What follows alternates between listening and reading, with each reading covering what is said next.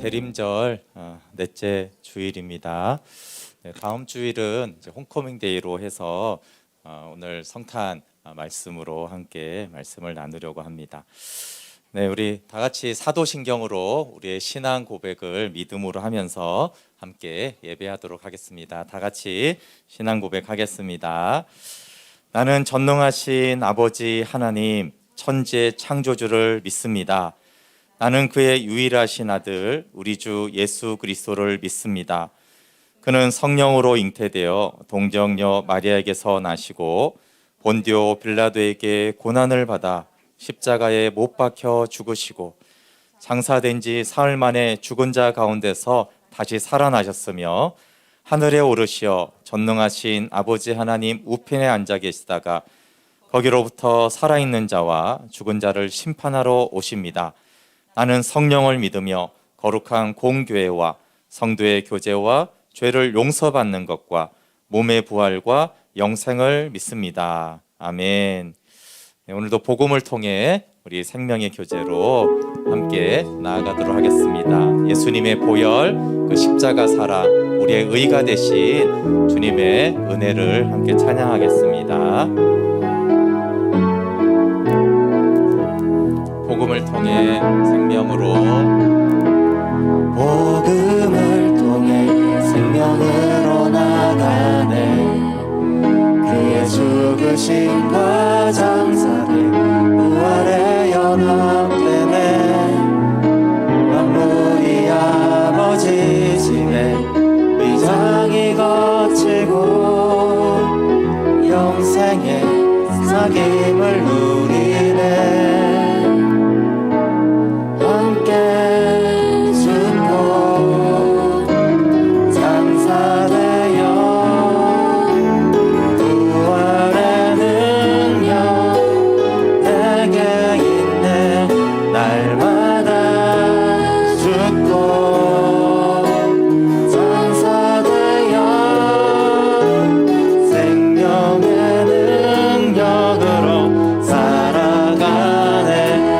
복음만 의지합시다. 복음을 통해 생명으로 나가네. 그의 죽으심과 장사된 부활에 연합되네. 만물이 아버지 집에 위상이 거치고 영생의 사귐을 누리네. 예수 그리스도와 함께 죽고 장사되어 부활의 능력 내게 있네. 날마다 죽고 장사되어 생명의 능력으로 살아가네. 함께 죽고 함께 죽고 장사되어 부활의 능력 내게 있네. 날마다 죽고 장사되어 생명의 능력으로 살아갑니다. 살아가네. 함께 기도하겠습니다. 예수님, 그 십자가 보혈로 내 영혼의 오염과 부정성을 깨끗하게 씻어주시고 저와 제 허물을 용서하여 주십시오. 그리고 나의 옛사람과 육신이 십자가에 못 박혔으니 오직 내 안에 사신 예수 그리스도의 생명으로 오늘도 하늘 영광 보좌에서 주님을 찬양하며 아버지 품 안에 주의 영광을 보게 하여 주시고 하나님 나의 예배를 받아 주시옵소서. 함께 자신의 예배를 위해서 같이 기도하겠습니다. 하나님, 우리는 연약합니다. 우리 부족합니다. 그래서 복음을 통해 생명으로 나아갑니다. 오직 아들의 피, 우리 주 예수 그리스도의 십자가의 보혈의 은혜를 힘입어 우리의 의가 되신 예수 그리스도를 힘입어 화목제물이 되신 예수님의 그 십자가 사랑을 의지해서 나아갑니다. 하나님, 십자가에서 주님과 함께 나의 옛사람과 육신이 십자가에 못 박혔습니다. 하나님, 하나님 그 십자가 사랑 안에서 우리를 용납하신 그 사랑 안에서 비참한 우리를 구속의 은총으로 용납하시고 아버지 품 안에 거하게 하셨습니다. 오늘도 믿음으로 거하며 포도나무의 가지로 하나님 주님 손에 양으로 목자 되신 주님을 바라보며 나아갑니다. 오 성령 하나님, 우리 한 사람 한 사람 성령으로 기름 부어주시고 그 마음을 만져주시고 두렵고 떨림으로 목마른 심령으로 주님 앞에 나아갑니다. 하나님, 우리의 죄와 허물이 많습니다. 주님의 보혈로 깨끗하게 씻어주시고 우리의 허물을 용서하여 주시옵소서. 죄의 가리움을 받는 자가 되게 하여 주시옵소서. 주님, 우리의 마음 주님이 주장하여 주시옵소서. 오늘 이 시간 성령께서 우리의 마음을 주장하시고 예배를 방해하는 어둠의 권세들을 다하시며 오직 주님의 나라와 통치와 영광으로 임하여 주셔서 찬송과 존귀를 받아 주시옵소서. 예수 그리스도 안에 있는 자에게 결코 정죄함이 없습니다. 우리의 모든 죄와 허물을 담당하시고 죄 없으신 아들이 죄가 되어 십자가에 못 박혀 죽으셨습니다. 하나님, 우리의 죄를 담당하시고 생명 주신 그 사랑을 찬양합니다. 하나님, 그리스도의 보혈로 우리의 영혼을 씻어주셔서 하늘 영광 문을 여시고 우리의 마음 문을 열어주시옵소서. 모든 염려와 근심을 주 앞에 드립니다. 오직 하나님의 영광 안에서 예수 이름의 그 존귀함을 따라 찬양하며 믿음의 경주를 달려가게 하여 주시옵소서. 우리의 예배를 받아 주시옵소서. 예수님의 이름으로 기도합니다. 아멘. 네, 우리 슬픈 마음 있는 사람, 우리 박수치며 함께 찬양하겠습니다.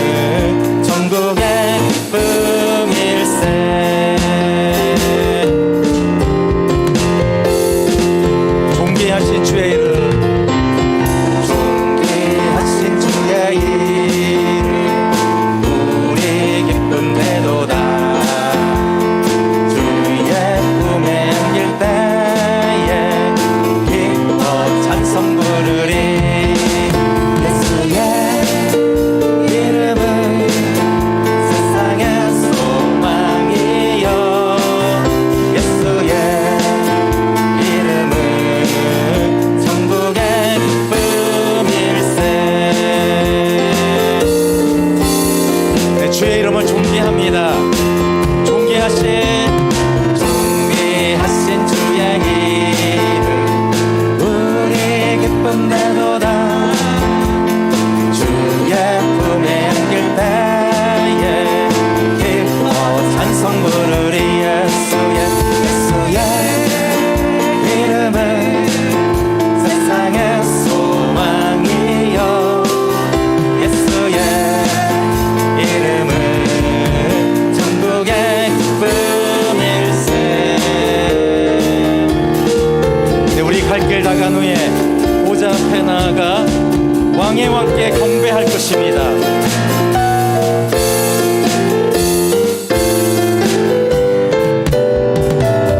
우리 갈 길 나간 후에 보좌 앞에 나아가 왕의 왕께 경배하며 멸류관을 드리리. 예수의 이름은 세상의 소망이여. 예수의 이름은 천국의 기쁨일세.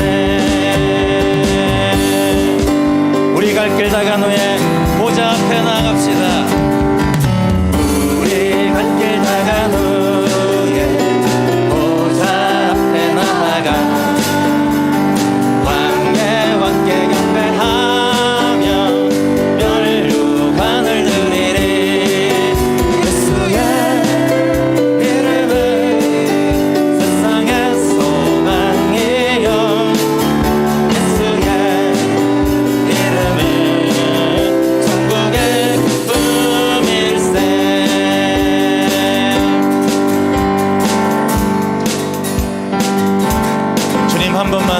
고백합니다. 주님 한 분만으로 나는 만족해. 나의 모든 것 다시 주님 찬양해. 나의 영원한 생명 대신 예수님 목소리 높여 찬양해. 주님 한 분만으로 주님 한 분만으로 나는 만족해. 나의 모든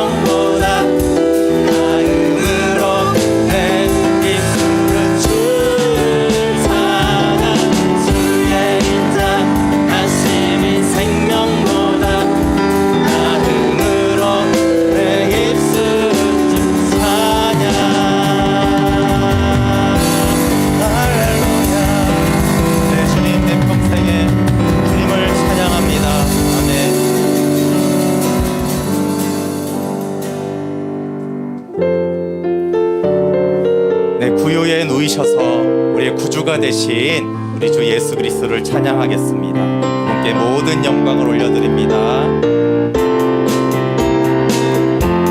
천사들의 노래가 천사들의 노래가 하늘에서 들리니 성과들이 기뻐서 메아리쳐 울린다.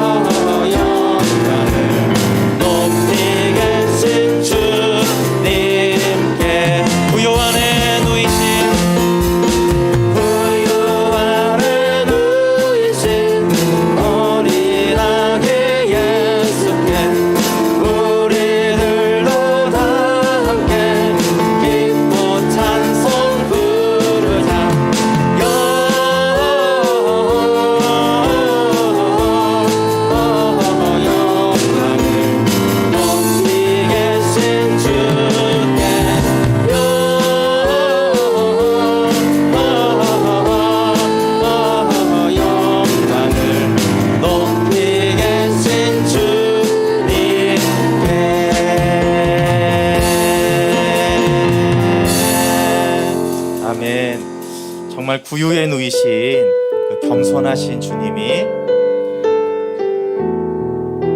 우리의 왕으로 오신 것을 너무 감사함으로 찬양하겠습니다.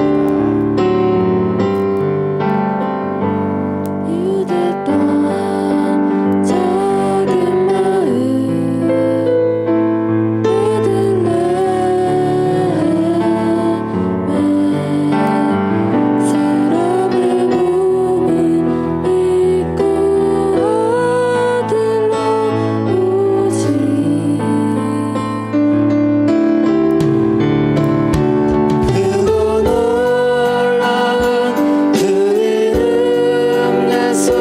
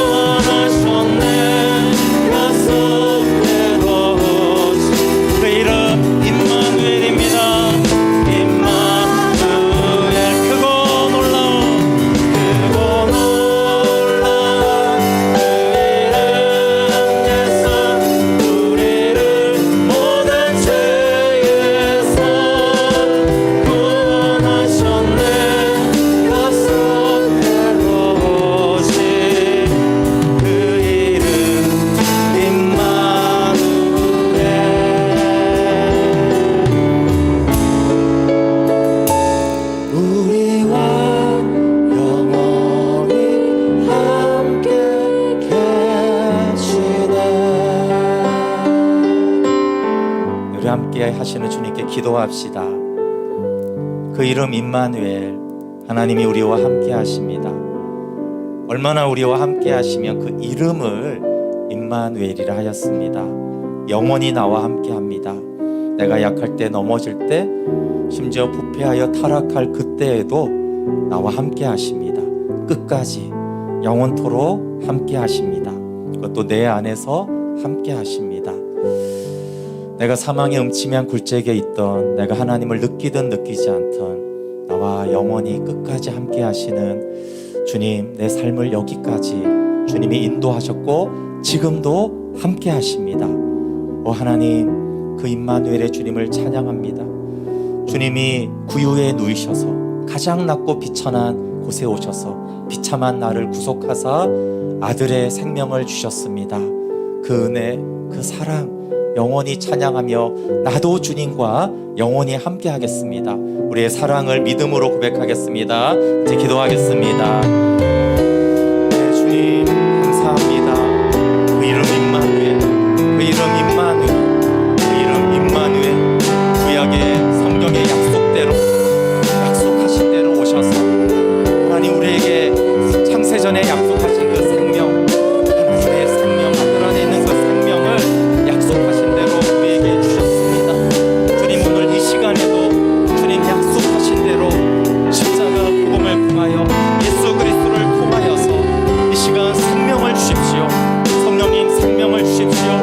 복음의 꼴을 먹음으로 생명을 얻고 풍성한 생명을 누리게 하여 주시옵소서. 하나님 베들레헴 작은 동네 구유에 누이신 겸손하신 주님, 그 비참한 가운데 오셔서 비참한 존재된 우리를 용납하시고 그런 우리와 함께 하셔 그런 우리를 아시고 그런 우리의 삶을 경험하시고 그럼에도 불구하고 우리를 용납하시고 사랑해 주셨습니다. 하나님 영원히 우리와 함께 하시는 주님, 영원히 우리와 함께 하시는 주님, 어떤 처지 어떤 상황에도 함께 하시는 주님, 그 주님과 저도 함께 합니다. 저희도 주님과 함께 하겠습니다. 이곳에 임재하신 주님을 찬양합니다.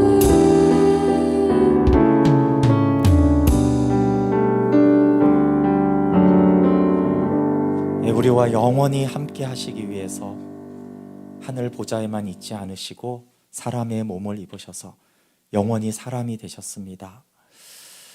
우리 안에 거하시기 위해서, 우리와 함께 십자가에 못 박히시고 장사되고 부활하기 위해서 사람의 몸을 입고 가장 비천한 구유에 누이신 주님, 비참한 우리의 인생을 아시고 비참한 우리의 삶을 구속하셔서 하나님의 영광의 보좌로 이끄시기 위해서 그분이 낮고 천한 곳에 오셨습니다.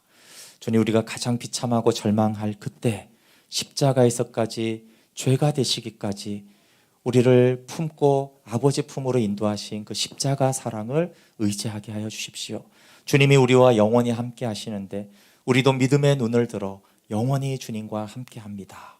주님, 이 시간에도 이 교회 사이를 거니시고 우리를 만지시고 만나주시고 품어주시는 그 사랑을 찬양합니다. 예수님의 이름으로 기도합니다. 아멘. 네, 지금은 드림의 시간입니다. 가능하신 분 자리에서 일어나셔서 우리의 삶, 재정, 건강, 가정 모든 것이 주께로 왔고 주께 돌아가 영광이 되기를 원합니다. 고백하겠습니다.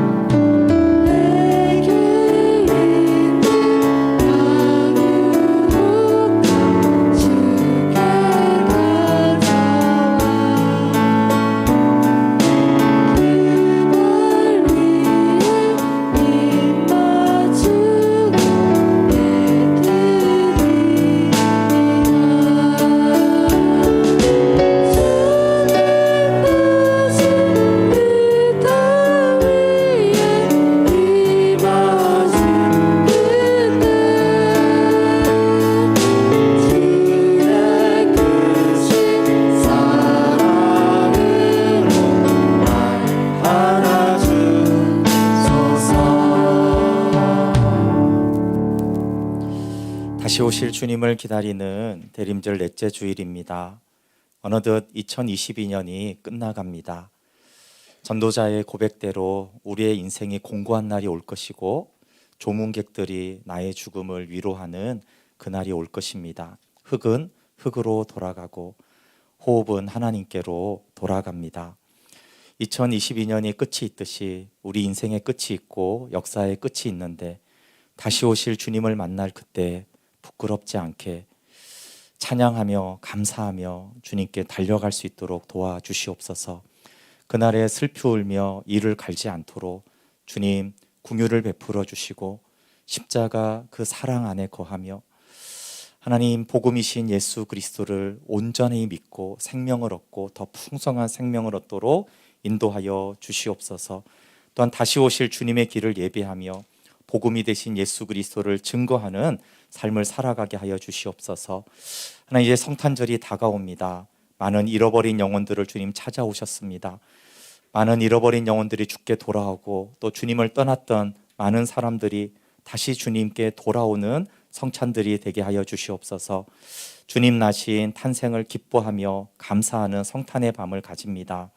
함께 주님의 기쁨에 동참하고 한 해 동안 감사하고 베풀어 주신 은혜에 하나님 기쁨으로 응답하는 성탄이 밤이 되게 하시고 하나님 이 성탄절에 우리 가족과 이웃들이 온전히 구원받을 수 있도록 도와주시옵소서.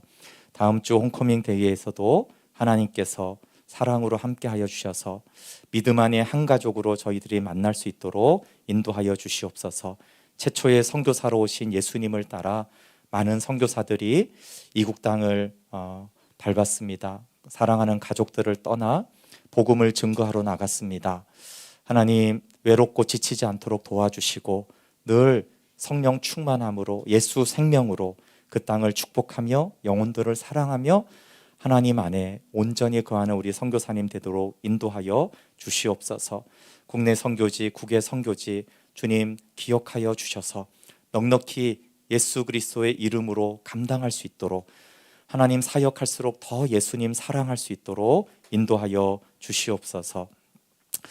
하나님 말씀을 듣기를 원합니다.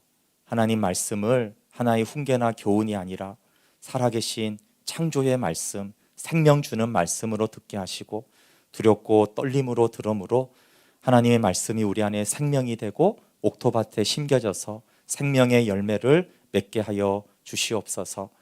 하나님 한 해 동안 주신 은혜 또 한 주간 베풀어 주신 은혜를 감사하며 드립니다. 모든 것이 정말 주께로 왔습니다. 재물 얻을 능력을 하나님이 주셨습니다. 주님이 모든 것을 더하여 주셨습니다. 감사함으로 예물을 드리오니 하나님 흠양하여 주시고 또 예물이 쓰이는 곳마다 성령께서 함께하여 주시고 동행하여 주시옵소서. 모든 영광, 존귀, 능력 주님 홀로 받아 주시옵소서. 예수님의 이름으로 기도합니다. 아멘.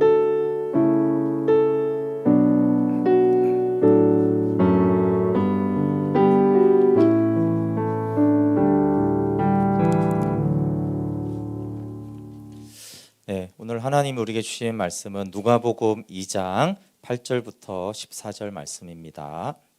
누가복음 2장 8절부터 14절.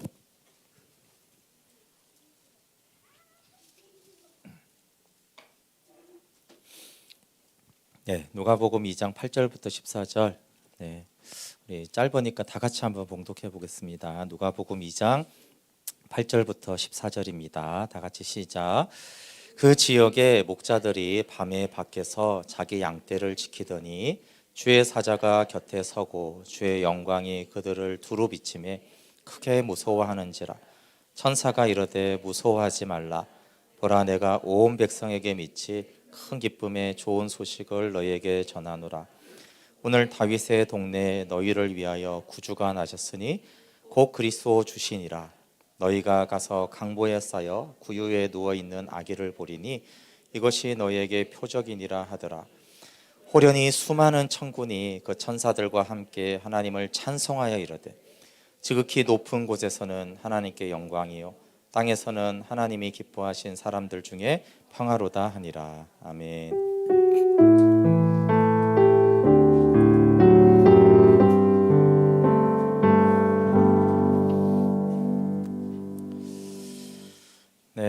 반갑습니다. 이렇게 다 함께 예배드리고 또 온 가족이 예배드려서 참 좋습니다. 네, 오늘은 다음 주에는 이제 홍쿠맹데이로 강명식 찬양사님이 오셔서 복음을 전하는 크리스마스라고 우리 성탄 말씀을 함께 나누겠습니다.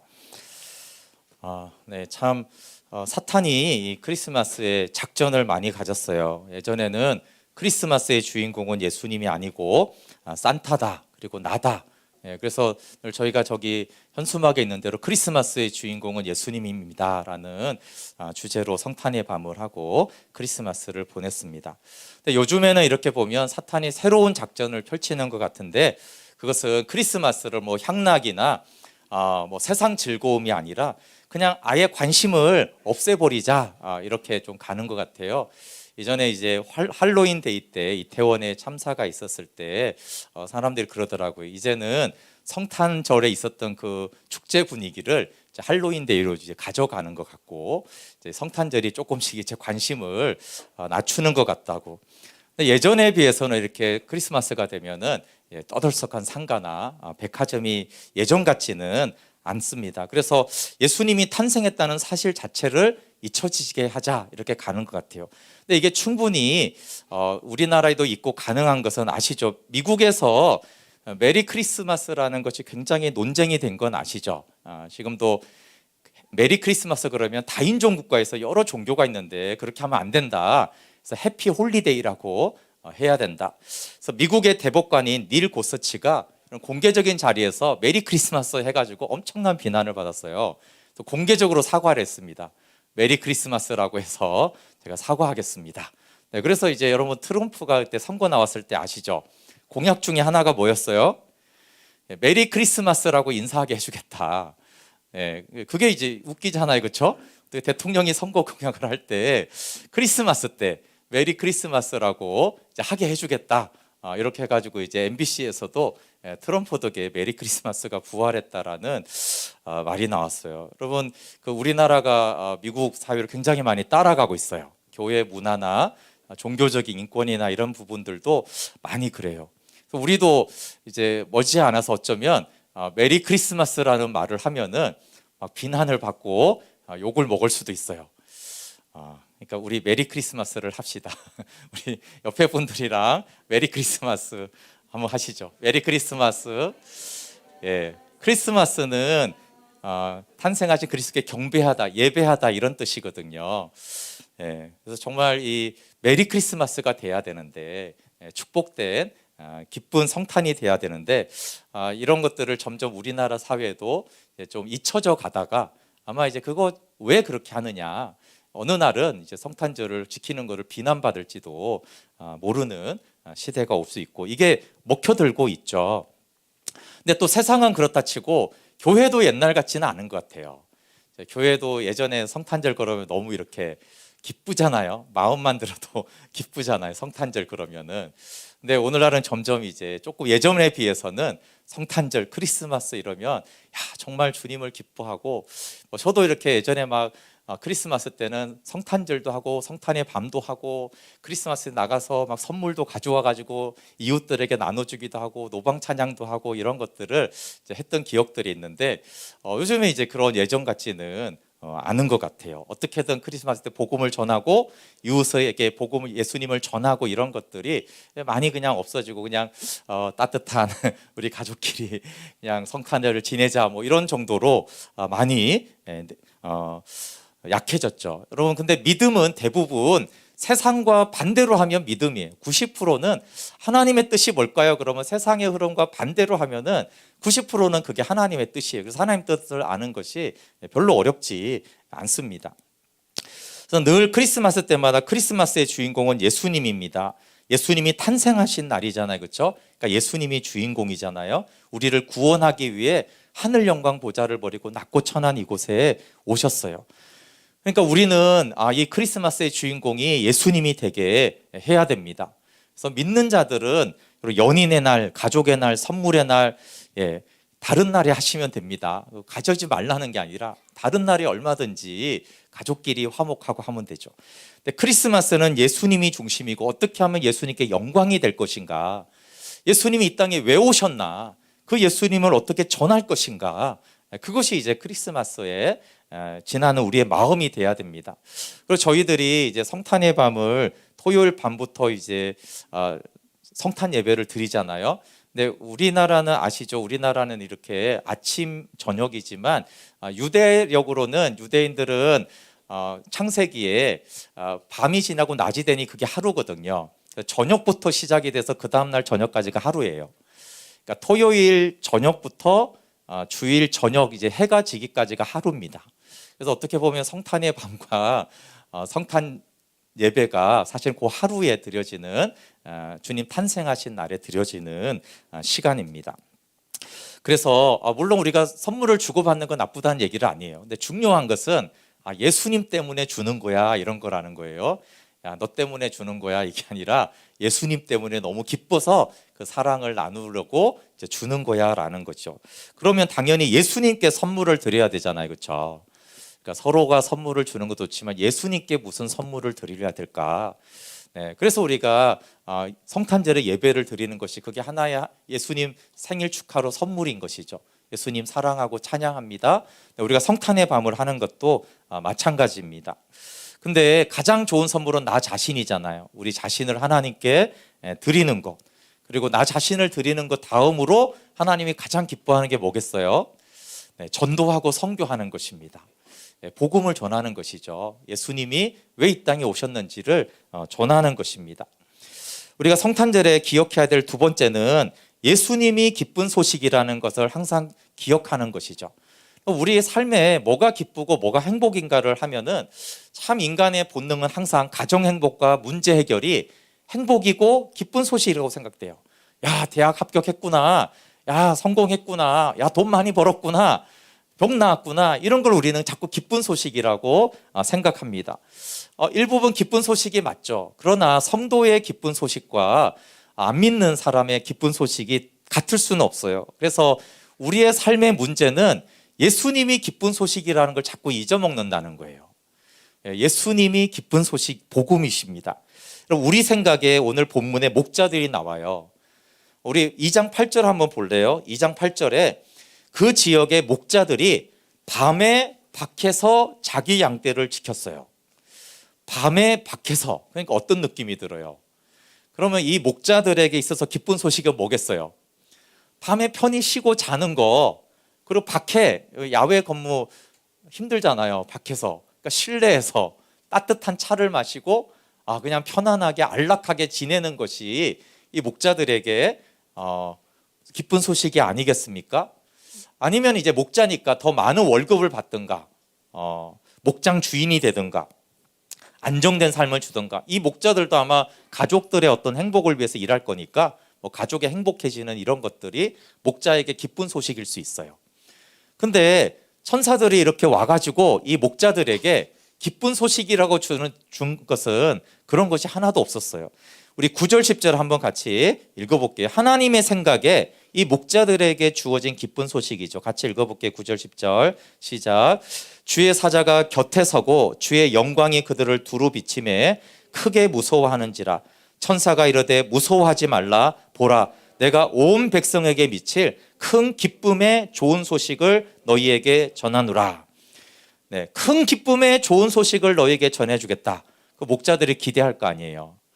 우리는 그냥 다 내용을 아니까 그런데 그런 알지 못하고 갑자기 천사가 딱 나타나가지고 나한테 내가 큰 기쁨의 좋은 소식을 너에게 전해줄게 그러면 막 기대하잖아요. 야, 무슨 왕자가 어디서 나타날 건가? 백마탄 왕자가 로또가 맞을 건가? 어떤 상상을 할 거 아니에요. 큰 기쁨의 좋은 소식이라니까 야, 내가 건물주가 되는 거 아닌가? 네. 근데 목자들에게 전한 소식은 11절이에요. 우리 11절 같이 읽어볼게요. 시작. 오늘 다윗의 동네에 너희를 위하여 구주가 나셨으니 곧 그리스도 주시니라. 네, 밤샘하고 있는 목자들에게 가장 큰 기쁜 소식이 뭐라고요? 구주 곧 그리스도 주시다. 그리스도 주가 기쁜 소식이다. 그럼 누구에게 기쁜 소식입니까? 누구에게? 그럼 2장 10절을 다시 보시면 온 백성에게 미칠이죠. 온 백성에게. 온 백성에는 부자도 있고 가난한 사람도 있고 노인도 있고 아이도 있고 여자도 있고 남자도 있고 건강한 사람도 있고 병든 사람도 있고요. 문제가 해결된 사람도 있고 골치 아픈 사람들도 있어요. 근데 그 모든 백성에게 이 소식은 큰 기쁜 소식이다 이렇게 말하는 거예요. 그러니까 얼마나 큰 기쁜 소식이에요? 지금 기쁜 소식이라는 거예요. 아까 말한 대로 나는 아파요. 나는 문제가 많아요. 우리 가정에 골치 아픈 일이 많아요. 그래도 큰 기쁨의 소식이라는 거예요. 어떤 처지의 사람이든지 큰 기쁨의 소식이다. 그래서 주님 때문에 기뻐하기에 충분하다. 그래서 성탄절 때마다 우리가 각성하고 생각해야 될 거는 나에게 이미 큰 기쁨인 예수님이 계시는구나. 그럼 이제 연말이고 내년을 준비하잖아요. 그럼 또 내년을 계획을 왜 세울까요? 가만히 생각해 보면 내년에 기쁜 소식을 위해 계획을 세워요. 그렇죠? 다이어터가 돼서 기쁘면 좋겠다. 내가 원하는 일이 돼서 기쁘면 좋겠다. 그러니까 계획이라는 게 다 내년에 이제 기쁜 소식을 내가 받고 싶어서 우리가 계획을 세우는 거예요. 근데 성탄절에 주님이 일깨워 주는 거는 이미 기쁜 소식이 있지 않느냐. 이미 기쁜 소식인 예수 그리스도가 그리스도 주가 이미 계시다. 이미 기뻐해라. 그리고 기쁨으로 내년을 준비해라. 내년에 기뻐하려고 하지 말고 이미 기쁨이신 예수 그리스도 안에서 기뻐하고 감사하며 내년을 하나님께 영광이 돌리는 그런 계획을 세우라는 거예요. 그럼 데살로니가전서에 우리가 알잖아요. 항상 기뻐하라는 말씀이 나와요. 어떻게 항상 기뻐하겠어요? 그 방법은 예수님이 기쁜 소식이라는 것을 우리가 온전히 인정할 때 항상 기뻐할 수 있죠. 예수님은 항상 우리와 함께 하시는 임마누엘이잖아요. 그러니까 그 기쁜 소식이 항상 우리와 함께 하니까 항상 그럼에도 불구하고 기뻐할 수 있죠. 문제가 있어도 그럼에도 불구하고 예수님은 나의 기쁜 소식입니다. 예수님은 나의 복음입니다. 라고 우리가 고백할 수 있습니다. 그럼 어떤 예수님이 큰 기쁨의 소식입니까? 그럼 복음은 뭐예요? 복음은 예수 그리스도와 그분의 메시아적 사역이에요. 복음이 예수 그리스도고 그분의 메시아적 사역, 십자가와 장사복음과 부활복음이라는 걸 아는 거가 뭐가 중요하냐면 한면으로는 그런 복음이 아닌 것을 알 수가 있어요. 복음이 아닌 건 뭐예요? 성경에 나오는 많은 기적과 표적과 문제 해결과 소원 성취는 엄밀하게 말하면 복음이 아닌 거예요. 기쁜 소식, 우리가 기쁘지만 그건 복음은 성경에서는 아니에요.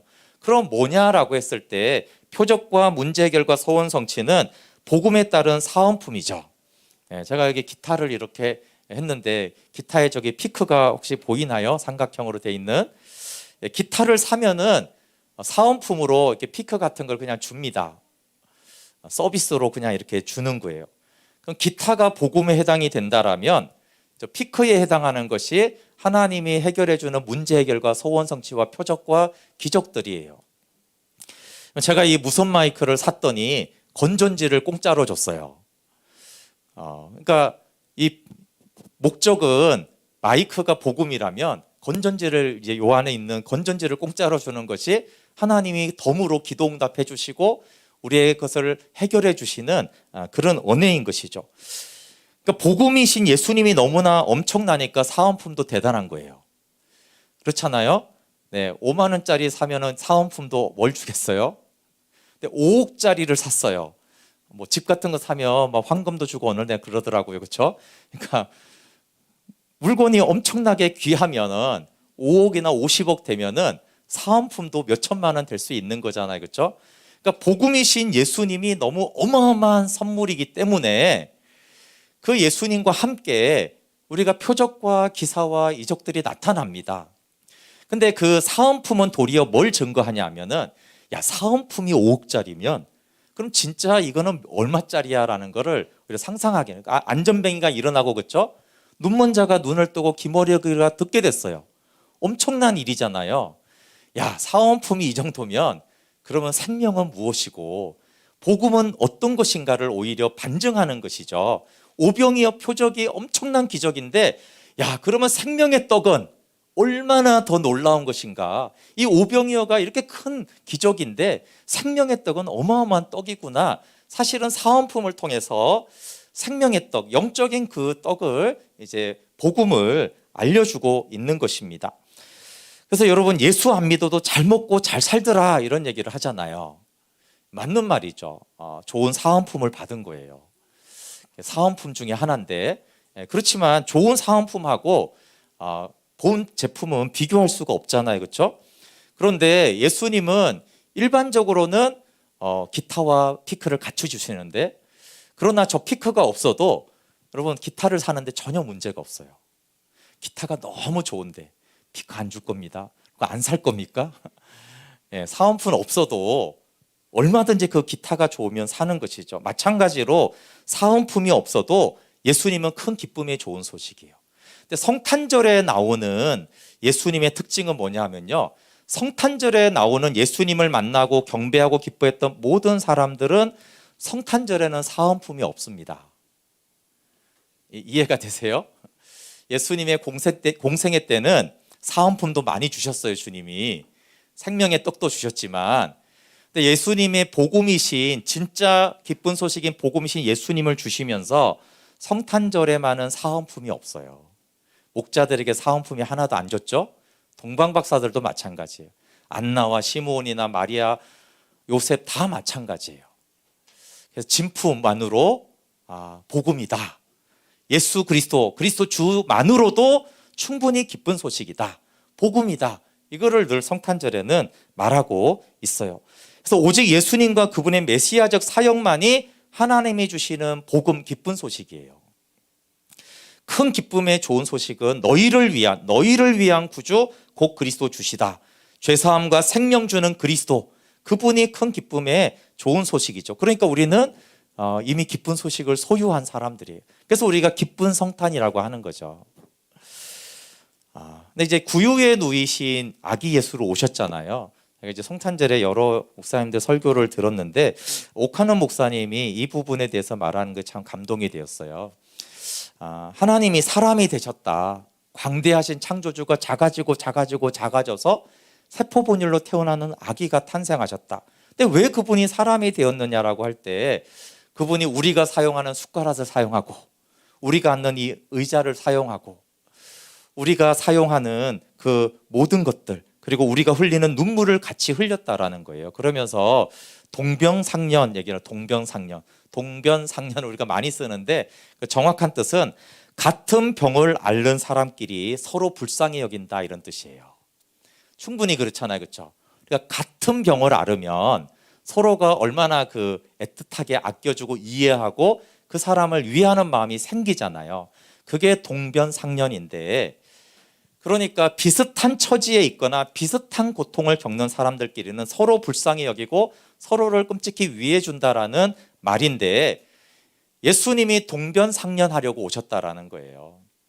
하나님이 사람이 되시는 이유가 동병상련하시고, 다시 말하면 내가 너를 더 알고 싶어서 사람이 되었다. 내가 너를 더 알고 싶다. 그러면서 이제 실화 하나를 얘기해 주더라고요. 어떤 재혼 부부가 이제 고아원에 예전에 이 엄마가 맡겼던 장성한 딸을 이제 찾는 거예요. 찾을 수 없으니까 사람을 어떻게 해가지고 막 전국을 다 찾게 해서 그 딸을 찾았어요. 그 딸의 이름은 클로디아였는데, 그 클로디아를 찾아가서 내가 엄마가 당신을 찾으라고 보내서 왔습니다. 딸을 찾고 있습니다. 엄마를 만나십시오. 그랬는데 이 딸이 앞을 보지 못하는 사람이었어요.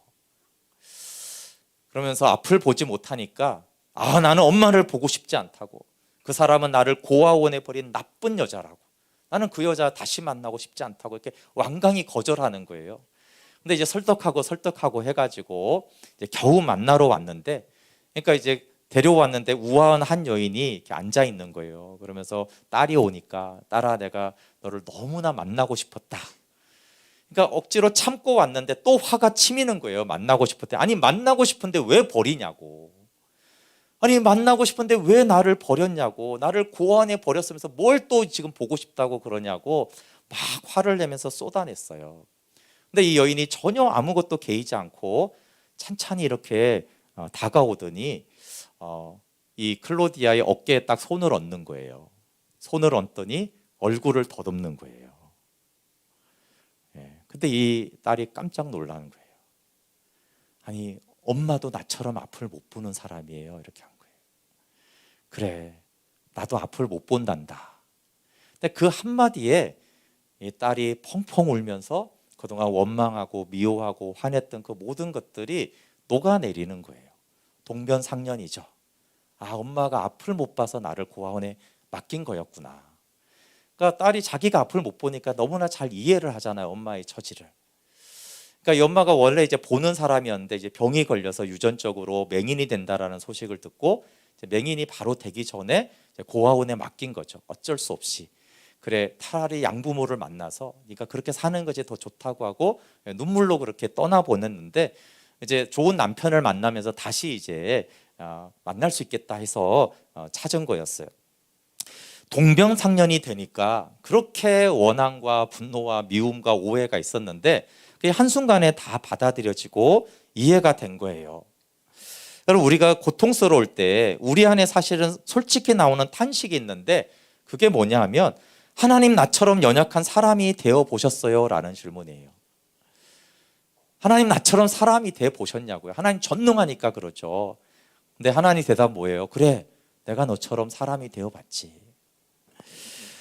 내가 죄짐을 지고 고통할 때 네가 얼마나 고통스러운지 내가 알고 싶어서 사람이 됐다. 네가 가난의 짐을 지고 한평생 살아가는 것이 얼마나 지독한 힘듦인지 내가 알고 싶어서 친히 사람이 되어 가난해 봤다. 네가 세상에 너무 고독하고 외롭고 사랑하는 사람을 잃어버린 그 고통과 상처를 내가 알고 싶어서 내가 사람이 되었다.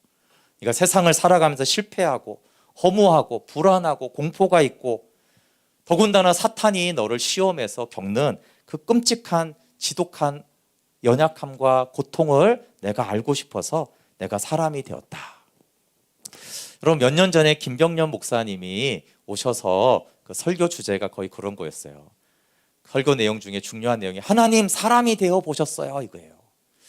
사모님이 10몇 년 동안 누워 아프면서 너무 고통스러운 세월을 지나면서 하나님 사람이 되어 보셨냐고요. 그때 그래, 내가 사람이 되어 봤지. 그래서 김병영 목사님이 그 안에서 얼마나 많은 치유가 되면서 그 고통 속에서 여전히 하나님 사람이 되어 보셨구나. 그것이 동변상련이 되는 것이 우리의 아픔과 고통을 이겨내게 하는 그 중요한 키가 되는데, 어떻게 하나님이 나를 아시느냐라고 했을 때 구유에 누이신 아기 예수로 주님이 말씀한다는 거예요. 너는 마국간에 구유에 누워봤니? 나는 누워봤다. 너는 십자가의 채찍을 맞아봤니? 사람들이 침을 뱉고 다 조롱하고 낄낄거리고 억울한 누명을 씌워서 그렇게 모욕하는 그 억울함을 너는 경험해 봤니? 나는 그것까지 경험해 봤다. 너는 십자가에 달리는, 벌거벗겨서 십자가에 달리는 그 고통과 수치를 너는 아니. 나는 거기까지 너를 알고 싶어서 내가 다 경험했다. 오히려 하나님 사람이 되어 보셨어요? 라는 질문이 무색할 정도로 같은 사람이지만 사실 주님은 더 밑바닥, 더 깊은 고통, 더 감당할 수 없는 그것까지 다 알고 싶어서, 하나님이니까 다 알지만 그러나 직접 사람이 되어 보지 않고는 알 수 없는 그것까지 주님이 알기 위해서 오셨는데, 그게 구유에 누이신 아기로 표현됐다라는 거예요. 여러분, 예수님의 삶을 시작이 어디서 시작돼요? 구유에서 시작이 돼요. 그럼 마지막이 어디서 끝나요? 십자가에서 끝납니다. 참 특이하죠? 구유에서 시작된 주님의 삶이 십자가에서 끝납니다. 인생을 정말 아시는 거죠. 인간의 고통과 연약함과 그 아픔을 주님이 다 아세요. 그리고 주님이 나의 죄와 허물과 악함을 다 아셨어요.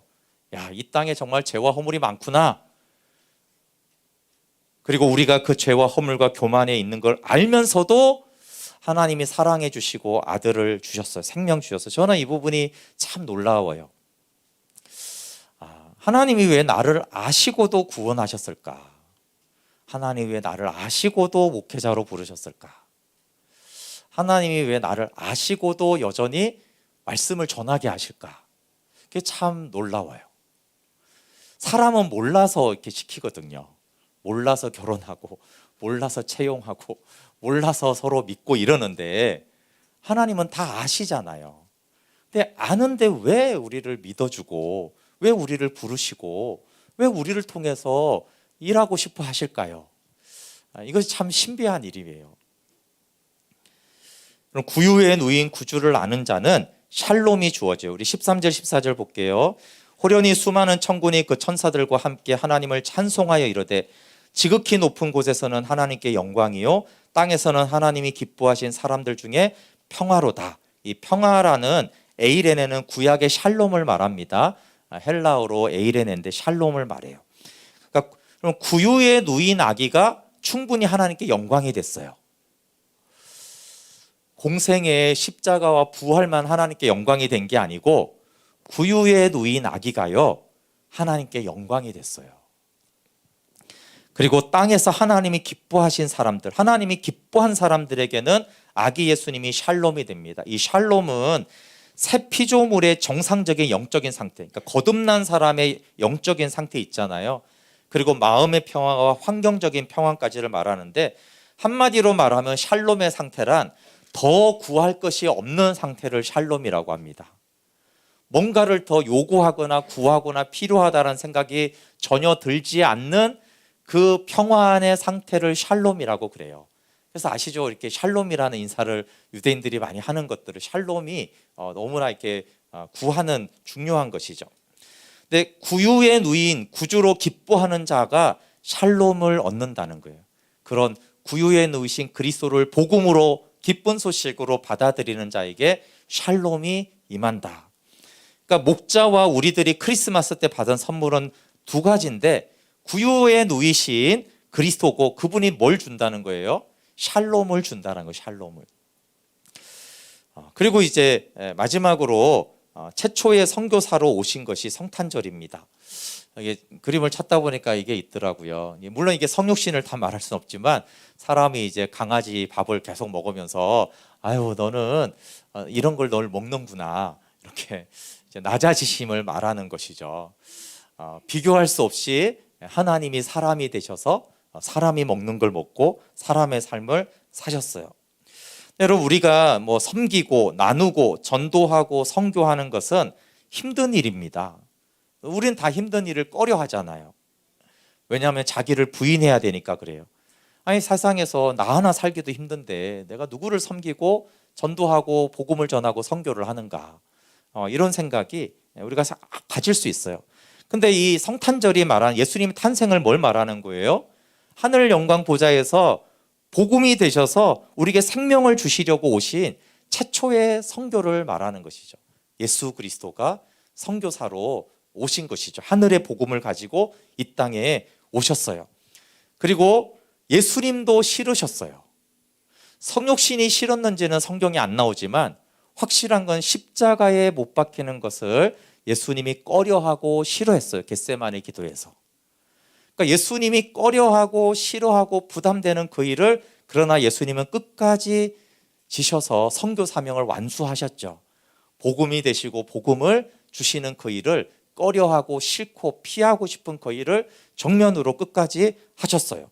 그럼 대강절은 다시 오실 주님을 기다리며 준비하는 절기예요. 주님이 재림하기 위해서 모든 족속에게 복음이 전파돼야 된다라고 했고 복음을 전하는 것이 주님 오실 길을 예비하는 거예요. 그 두 번째는 주님이 대림절로 재림하셨을 때 그리스도의 심판대 앞에 우리가 다 설 텐데 그때 두 종류의 사람이 있겠죠. 하나는 제가 이제 지옥 가는 사람을 말하는 게 아니라 야 주님 오시면 하나님의 심판대에서 나 구원받을 수 있을까? 나 죄 용서함 받을 수 있을까? 나 구원의 확신이 있는데 그러나 진짜 선악간을 다 심판하시고 내 삶을 다 아시는 하나님 앞에서 나 구원받을 수 있을까? 이렇게 심판대 앞에 서는 사람이 있을 거예요. 근데 불안한 사람과 달리 또 한 사람이 이렇게 하겠죠. 많은 영혼을 주님께 드리며 영광을 돌리는 사람. 주님 너무나 많이 기다렸습니다. 주님 제가 이거 사실 너무 힘들고 하기 싫었지만 제가 꺼렸지만 내가 복음을 전하고 선교를 하면서 주께 드릴 열매를 주님 오실 그날까지 내가 준비하고 기다렸습니다. 그래서 다니엘서 12장 3절에 지혜 있는 자는 궁창의 빛과 같이 빛날 것이요 많은 사람을 옳은 대로 돌아오게 한 자는 별과 같이 영원토록 빛나리라. 많은 사람을 옳은 대로 돌아오게 하는 게 뭐겠어요? 옳은 데가 예수님께 돌아오는 거죠. 예수님께 돌아오려면 복음이 전해져야 되는 거죠. 그래서 예수님께 돌아와서 생명 얻는 그것이, 그렇게 하는 사람은 별과 같이 영원토록 빛나리라. 별과 같이 영원히토록 빛날 사람이 심판대를 두려워할 필요는 없잖아요. 너무 감격스러운 것이죠. 여러분, 계시록에서 주님 어서 오시옵소서, 속히 오시옵소서라는 속히 오십시오 마라나타는 누가 할 수 있는 거예요? 야, 하나님 심판대 없어, 나 혹시 구원 못 받으면 어떡하지? 예, 그런 사람은 주님 가능하시면 천천히 오십시오. 가능하면 복음이 천천히 전해져야 돼. 주님 오실 날이 늦춰져야 돼. 이러는 것이고, 주께 드릴 찬송과 열매가 있는 사람은 주님 속히 오십시오. 솔직히 이거 하느라고 주님 힘듭니다. 복음 전하라 좀 힘들어요. 그러니까 주님 속히 오세요. 그리고 주께 드릴 그 열매와 사랑과 그 영혼을 주께로 돌아오게 한 이것을 내가 드리고 싶습니다. 재림의 주님을 만나는 두 종류의 사람이 있습니다. 그리고 최초의 선교사로 오신 예수님을 따라서 예수님을 따르는 많은 선교사들이 있었어요. 우리나라는 대표적으로 이 양화진, 여기 가까이 있잖아요. 양화진에 가면은 정말 선교사와 그의 가족들 417명의 묘가 있습니다. 혹시 안 가보셨으면 꼭 가보세요. 너무나 이렇게 좋은 곳이죠. 그럼 조선을 알면은 정말 그 당시의 조선은 지금 막 여행 금지 구역이에요. 아주 위험한 나라 있잖아. 여행 금지 구역. 그런 곳에 선교사로 오신 거죠. 그리고 선진국에 다는 아니지만 대부분의 선교사님들 사실 엘리트로 그 나라에서도 잘 지성인이었고 충분히 의사나 뭐 이게 잘 살 수 있는 그런 많은 선교사님들이 이 땅을 왔습니다. 그래서 양화진에 대해서 어떻게 좀 소개할까 하다가 여러분 그 얘기는 많이 들으셨을 것 같고, 다음 주에 오는 강명식 찬양사의 곡 중에 묘지 대화라는 곡이 있어요. 찬양곡이. 이게 이제 양화진에서 가서 묵상하면서 작사한 거에 이제 강명식 찬양사가 이제 곡을 붙인 건데, 가사가 이렇습니다. 당신들의 아이 아직 핏덩이를 이 땅에 묻으며 파란 눈의 당신들은 그 무엇을 바라보았었나요? 당신들의 남편을, 아내를, 친구들을 여기에 묻으며 당신들은 무엇을 말했었나요? 당신들은 무엇을 말했었나요? 흙이 다 덮이고 사람들 다 돌아가고 터져오르던 오열도 지쳐 말라버렸을 때 떠오르던 진정 순수한 생각은 어떤 것이었겠습니까?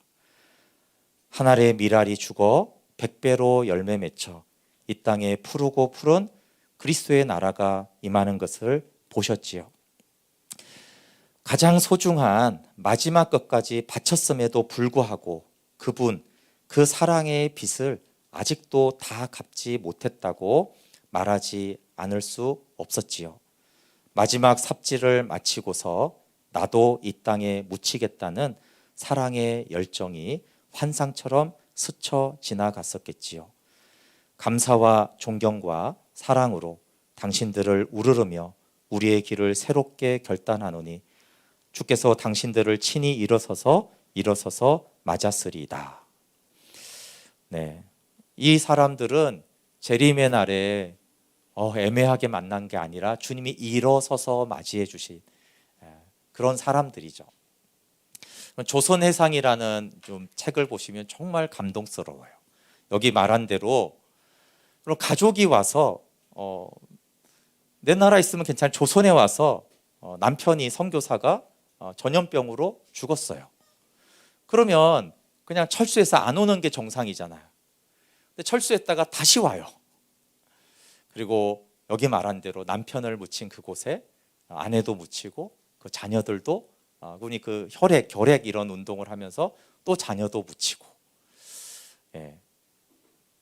그 양화진에 이렇게 그 가족들을 묻으면서 조선이 싫을 것 같은데 얼마나 끝까지 사랑했던 그 사람들. 근데 그 사람들이 왜 왔을까요? 그리고 예수님이 하늘 영광 보좌를 버리고 이 땅에 오셨잖아요. 그래서 그 사람들이 부와 명예와 잘 먹고 잘 사는 안락한 삶을 버리고 그 당시에 조선이라는 흑암의 땅에 그 구유의 마국간으로 찾아오신 것이죠. 예수님을 따라서 오신 거예요. 최초의 선교사님이 예수님을 따라 온 것이죠. 그럼 그게 얼마나 힘들고 귀찮고 어려운 선교였겠습니까? 정말 많은 분들이 죽었어요. 근데 그런 선교를 하지 않았다라면 우리나라는, 그리고 나는 어떻게 됐겠어요? 우리는 여전히 예수님을 모르지 않겠어요? 그럼 자기를 부인하는 만큼 생명이 자랍니다. 예수님의 생명은 나를 부인할수록 자라는 생명이에요. 나를 추구할수록 그 생명은 자라지를 않습니다. 그리고 십자가를 지고 한 알의 밀알이 되는 것은 누구나 힘든 일이에요. 그러나 그렇게 하는 만큼 많은 사람들을 옳은 대로 인도할 수가 있습니다. 귀찮고 손해보고 권리를 포기하고 대가를 지불하는 만큼 하나님이 함께 하시고 그 생명이 자랍니다. 하늘 영광 보좌를 버리고 구유에 누이신 최초의 선교사 예수님은, 좀 표현이 그렇지만 정말 바보 같으신 분이에요. 아니, 뭐하러 오세요? 우리 그 생각해 보세요. 뭐하러 그런 고생을 사서 고생하냐, 이런 것처럼. 그런데 아니, 예수님은 그러면 사랑이시니까 그렇다 치고, 왜 사도들은 똑같이 예수님을 따라서 또 다른 마국간, 또 다른 구유로, 왜 사도 바울은 그곳으로 또 가서 그렇게 또 매맞고 파선당하고 고난을 그렇게 당했을까요? 또다시 구유로 가는, 그의 학식과 그가 가진 바리새의 전통을 보면은 먹고 살만한데 왜 그렇게 고생을 하는 것이고, 그럼 또 사도들은 예수님이 직접 만나서 그렇다 치고, 아까 말한 이 조선에 온 그런 선교사님 도대체 왜 그랬을까? 2000년이 지난 그 예수님을 전하러 또다시 마국간으로 구유로 내려온 바보 같은 선교사들이죠. 근데 그 바보 같은 선교사들이 하늘에서 영원히 별과 같이 빛나는 사람들이에요. 똑똑하게 자기를 챙기고 자기 안락과 너무나 잘 편하게 지내는 그 사람들은 어디 가는지 모르겠죠. 그렇지만 예수님을 따라 바보처럼 그들이 한결같이 예수님처럼 마국간 구유로 갔습니다. 제가 이스라엘 가서 그 그림을 샀는데 그게 나사렛이었어요. 근데 저는 예루살렘에 제가 좀 오래 있었기 때문에 고대 예루살렘 그림을 사고 싶었는데 이게 없었어요. 근데 며칠 전에 이렇게 집에 이렇게 나사렛이라고 써 있는 그걸 보면서 예루살렘보다 나사렛을 잘 샀구나. 그럼 사람들은 예루살렘으로 다 가기를 원하잖아요. 서울로, 강남으로 가기를 원하잖아요. 근데 예수님은 나사렛으로 가는 거예요. 천대받았던. 예수님은 작은 유대 땅 작은 마을 베들레헴에 아무리 가난해도 마국간에 구유에 누인 아기가 어디 있어요. 근데 거기로 예수님은 가셨어요. 하나님이 내 마음을, 그 예루살렘으로 가고 싶은 내 마음을 나사렛으로 가라고 하시는구나. 여러분, 이 세상은 다 예루살렘으로 가라고 그래요. 더 중심으로, 더 높은 곳으로, 더 높은 곳으로. 근데 하나님은 저 높은 곳에서 낮고 낮은 곳으로, 그리고 십자가에 죽기까지 복종을 하셨습니다. 낮은 곳으로 가는 것이 생명의 길이에요. 그 길은 좁고 협착해 보이는 것은 맞지만 그 낮은 곳으로 가는 것이, 손해보는 곳으로 가는 것이, 나사렛으로 가는 것이 하늘 영광의, 하늘의 기쁨과 하나님의 생명을 누리기의 길입니다. 그래서 우리가 이 성탄절에 우리도 바보처럼 오신 그 예수님의 길을 나도 따라갑니다. 그리고요, 내가 어쩔 수 없이 마국간 구유에 있으면 좋은 거예요. 하나님이 나를 마국간 구유에 두셨네. 안 그래도 내가 거기 가야 되는 것인데 나를 거기에 두셨구나. 이곳에서 주님을 전하고 가장 낮아지신 주님, 동변상련으로 그렇게 나를 두셨구나, 감사하는 성탄절이 되면 좋겠습니다. 우리 찬양하고 함께 기도할게요. 복음을 전하는 크리스마스가 되면 좋겠어요. 점점 하나님 없다고 하는 이 시기에 주님 다시 오실 그 길을 예비하는 우리도 나사렛으로, 마국간으로, 구유로 스스로 찾아갈 수 있는 그 믿음의 발걸음 되기를 원합니다. 함께 찬양하고 기도할게요.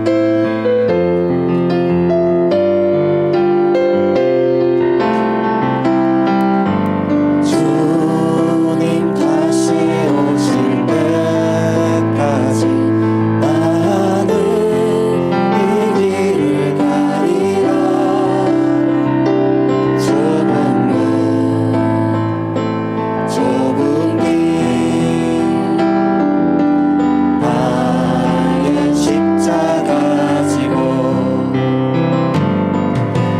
나의 가는 이 끝에서 나는 주님을 보리라.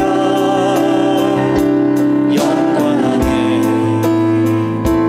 내 주님 나를 맞아주시리. 주님 다시 오실 때까지 주님 다시 오실 때까지 나는 일어나 달려가리라. 주의 영광 온 땅 덮을 때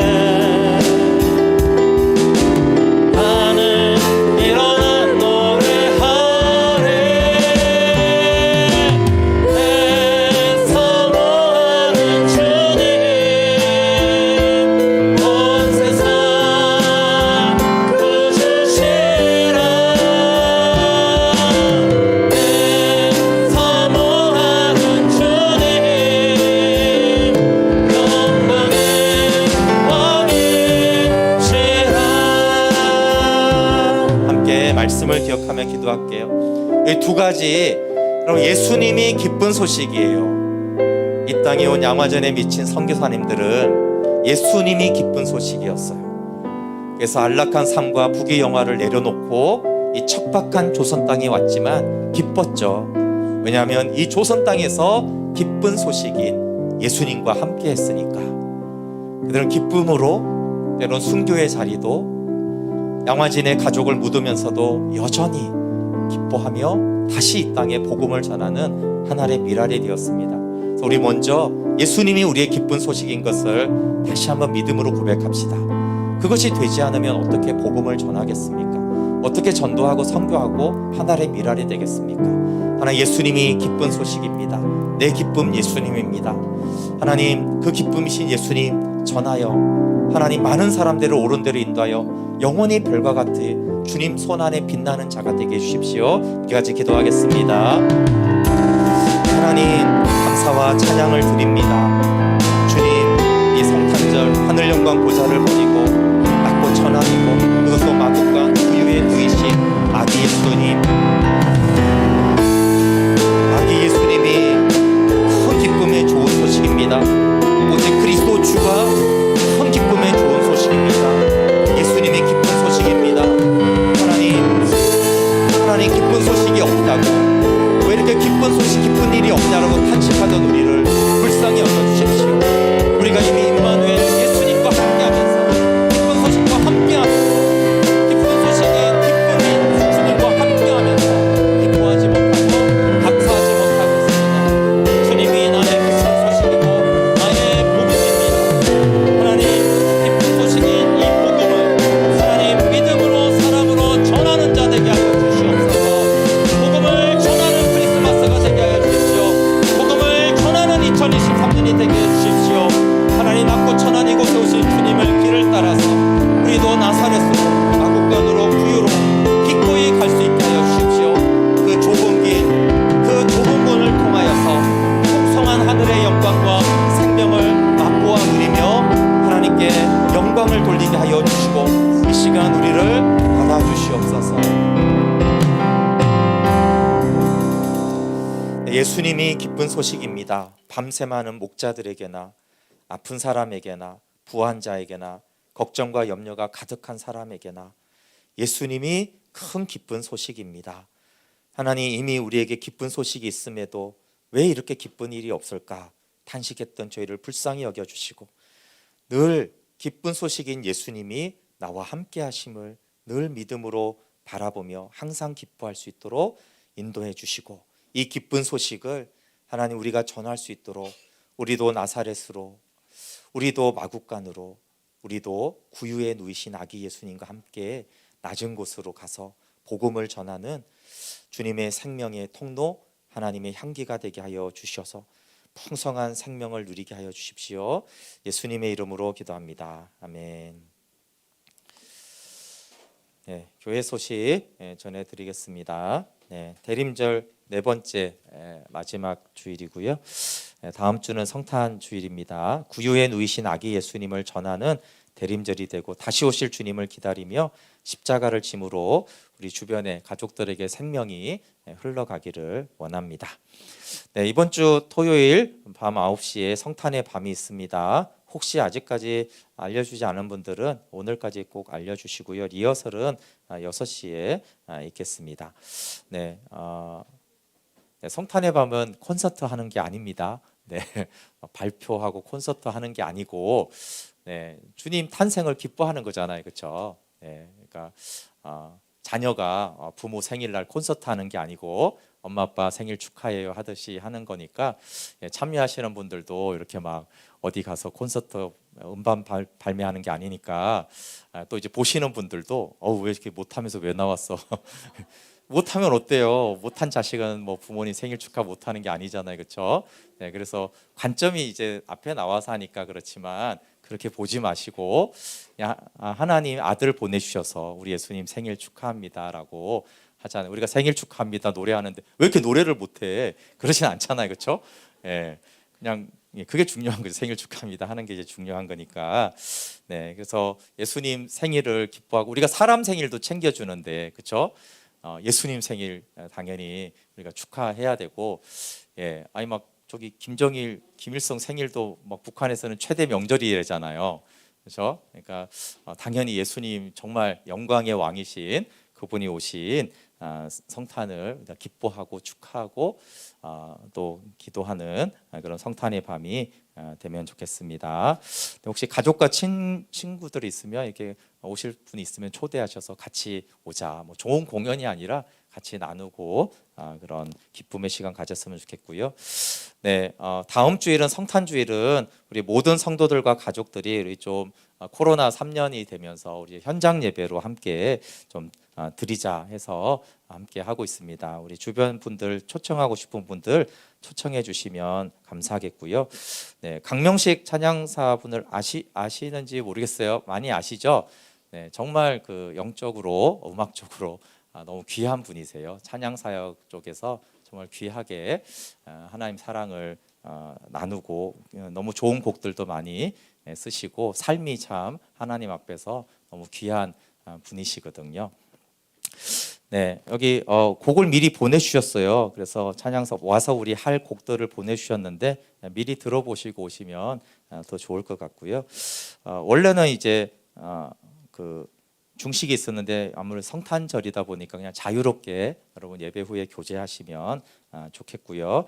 네, 또 성탄 감사헌금은 오늘 좀 설교한 대로 복음생명 선교회 요로단 지부장인 우리 심 선교사님의 차량 구입을 위해서 후원하려고 합니다. 좀 선교하는데 선교 후원으로 선교 감사헌금은 사용하려고 합니다. 그렇지만 이제 다음 주에도 영상 예배 오지 못하시는 분들은 뭐 교육자들한테 톡이나 아무 곳으로나 신청을 하시면 주소를 보내서 꼭 필요하신 분들은 영상으로도 다음 주에도 함께 하도록 그렇게 하겠습니다. 교육자들, 목회자들에게 신청해 주시면 감사하겠고, 다음 주일을 위해서도 기도해 주시기 바랍니다. 네, 그리고 예배 기도와 성경 봉독이 옆에 명단이 가고 있어요. 내년부터는 기도와 성경 봉독을 또 따로따로 이렇게 하니까 이름 좀 보시고 혹시 바꿔야 되시는 분들은 신정아 전사님에게 미리 알려주시면 감사하겠습니다. 네, 오늘 예배 후에 바로 공동의회가 있습니다. 네, 유튜브로도 이렇게 하려고 하니까요. 네, 얼마 걸리지 않으니까 예산안과 정관 개정이고요.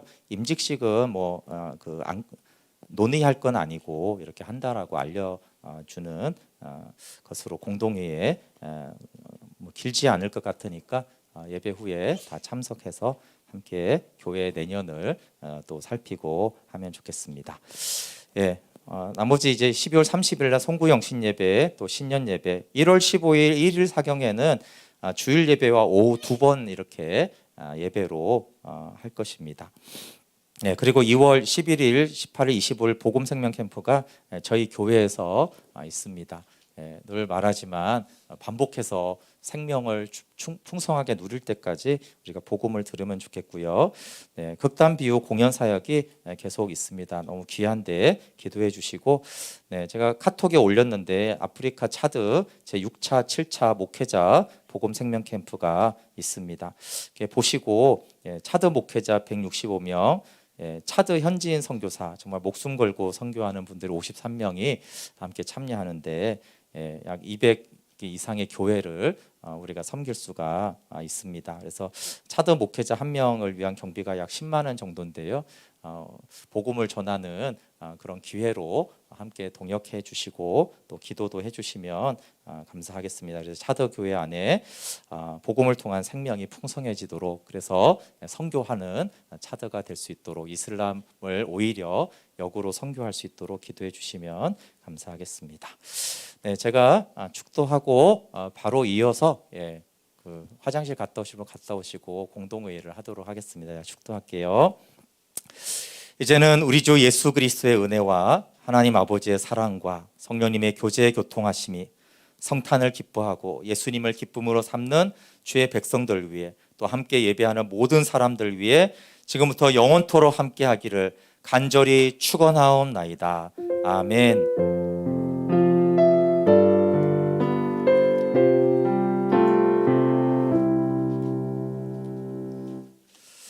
네, 바로 우리 공동의회 하도록 할게요. 네, 전도사님 이것 좀 나눠 주실래요?